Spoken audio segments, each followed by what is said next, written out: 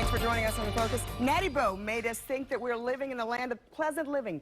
But could you do that living in a smaller place? Jamie Costello here to explain. I can't wait to see these houses. Well, as you watch In Focus from your 2,600 square foot home, have you thought about downsizing? I mean, really downsizing. I mean, really downsizing to, say, 200 square feet?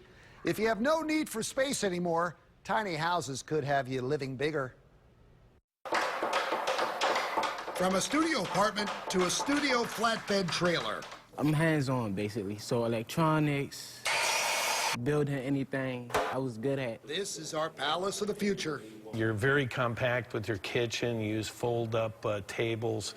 You build bunks over the wheel wells all the way around. Rodney Payne is leading students at Civic Works to build a tiny house.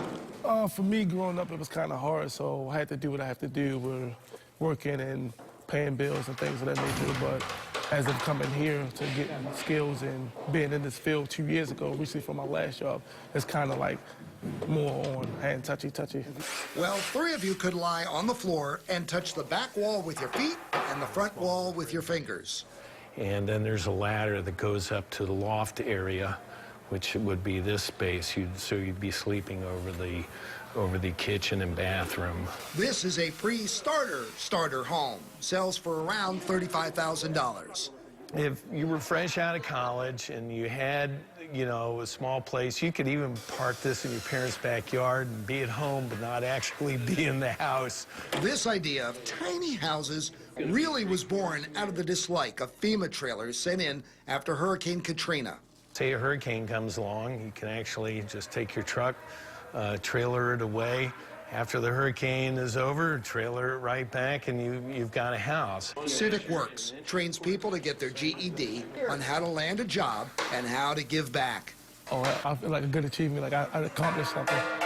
You get a living room, a kitchen with a sink, a stove, and a tiny refrigerator on wall-to-wall bamboo floor. You take the stairs up to the bedroom overlooking a tiny deck. They small, like, not for like a family. This for like somebody that's living by themselves. But this is perfect for people on the move. Just park the trailer, hook a hose for water, solar panels for electricity, and start living. Making sure that the homes are more energy efficient and safer for the individuals living inside. Ain't this America? Home of the free, little tiny houses for you and me.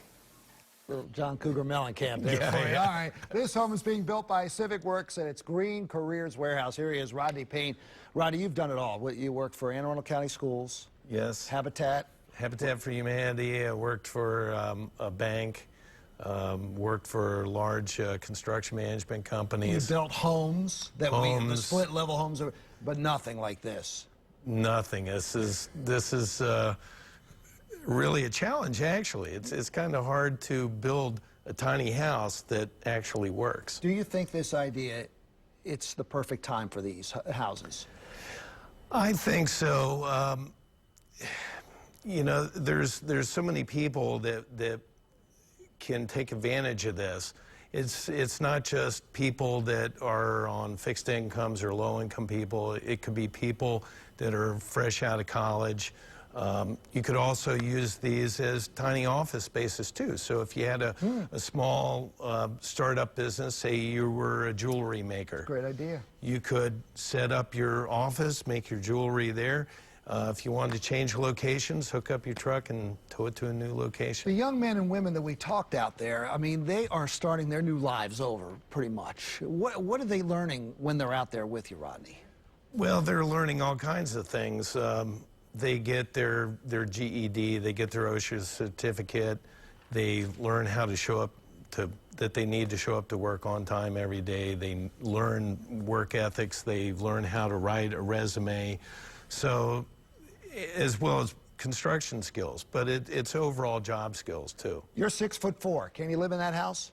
Oh, absolutely. If I couldn't work in it, then yeah. Where's this house going to go when it's finished? And it'll be finished when? A couple months yet?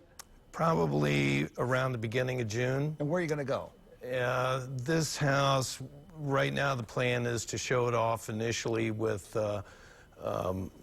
fairs and home builder shows and things like that. People will walk in and take a look at it. You use tiny little nails there and tiny little... Well, no, we use regular size nails. Okay. Yeah. But this is something. It's got to be exciting to be on the ground floor of a project like this that could overtake America here in the next couple of years, you know?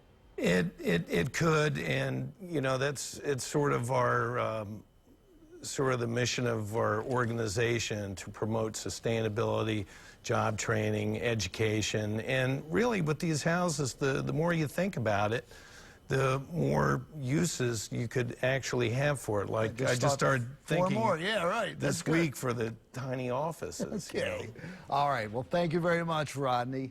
Don't make a tiny studio though for us. Okay.